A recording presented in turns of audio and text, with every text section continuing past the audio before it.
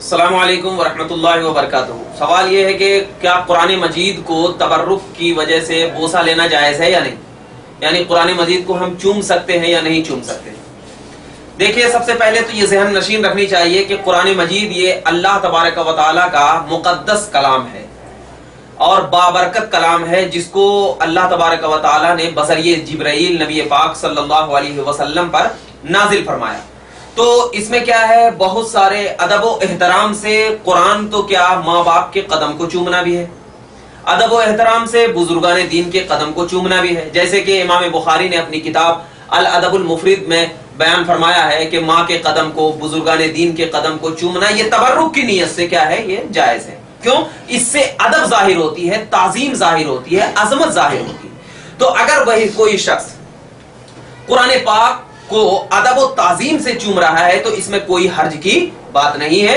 उसको ताजीम की बुनियाद पर, अदब व एहतराम की बुनियाद पर हम उसको चूमते हैं। जैसे कि एक हदीस पाक दुर्र मुख्तार में, ये हदीस पाक जिक्र फरमाते हैं, कौन? दुर्र मुख्तार में मनकूल है हदीस पाक, अल्लामा हसखफी रहमतुल्लाह ताला अलैह फरमाते हैं दुर्र मुख्तार जिल्द 5 में, जिल्द 5 में क्या है कि हजरत फारूक आजम रजी अल्लाह ताला अन्हो हर सुबह सोहफे मुबारक, सोहफे मुबारक का मतलब यानी कुरान मजीद जो सहीफे हुआ करते थे, मुबारक लेते और उनको चूमते, उनको क्या करते थे?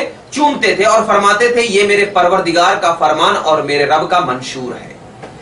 इसी तरह एक तो ये, इसी तरह हजरत उस्मान रजी अल्लाह ताला अन्हो भी कुरान करीम का बोसा लेते और उसको अपने चेहरे पर रखकर बरकत हासिल करते थे। तो ये दोनों हदीस पाक जो जिक्र किया है अल्लामा हसफी ने दुर्र मुख्तार जिल्द 5 में, तो इससे यह साबित हो रहा है कि कुरान मजीद को किस वजह से चूमा करते थे? इसलिए कि वो अल्लाह का कलाम था। एक तो ये वजह थी।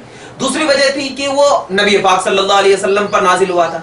तो जहां पर अल्लाह और उसके नबी पाक सल्लल्लाहु अलैहि वसल्लम से जिस चीज का भी ताल्लुक हो जाता है, जिस चीज का भी ताल्लुक हो जाता है, वो बरकत वाली हो जाती है।